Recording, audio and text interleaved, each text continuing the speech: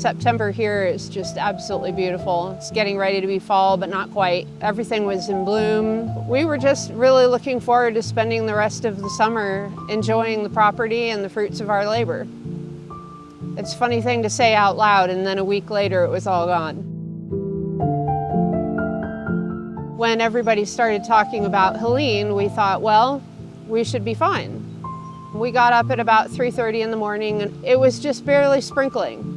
And then the next thing we knew, we were waking up at 7 o'clock in the morning, and we were in the middle of the creek.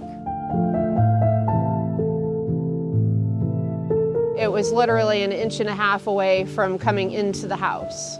We were very aware of the danger that we were in, but there was absolutely nothing that we could do. There was no getting out of the house. It wasn't a matter of, are you a good swimmer? It just wasn't possible. We talked about it, and we went back to bed and prayed. Prayer isn't something that I address in my daily life, but I always catch myself talking to God in my mind. I just prayed for the water to go down and for us to be okay. Maybe about 2 hours later at 9 o'clock, we got back up and the water was receding. After a couple days, we recognized that we weren't going to be able to stay to recover, and we went down to Georgia, and that was the closest hotel room that we could find.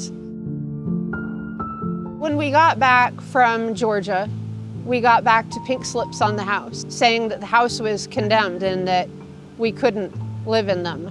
And you know, FEMA had been here looking at the disaster, and they had prepared us to possibly lose the house.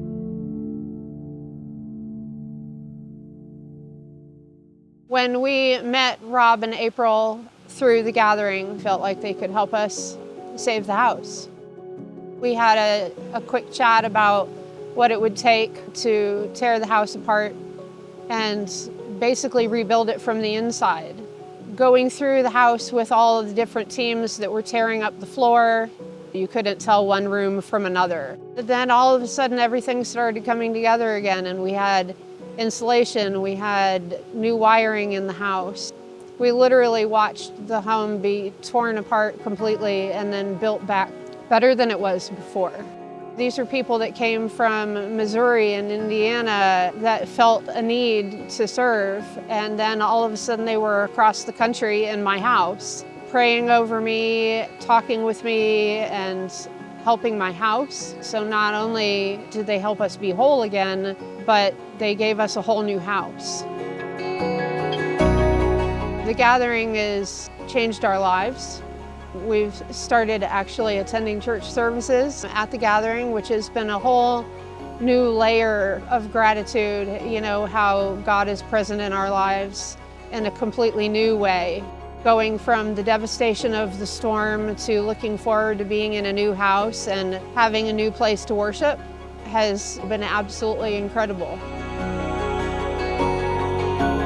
I know that God brought them into our lives. It's an incredible feeling of warmth and hope. It's a whole new life that we never expected.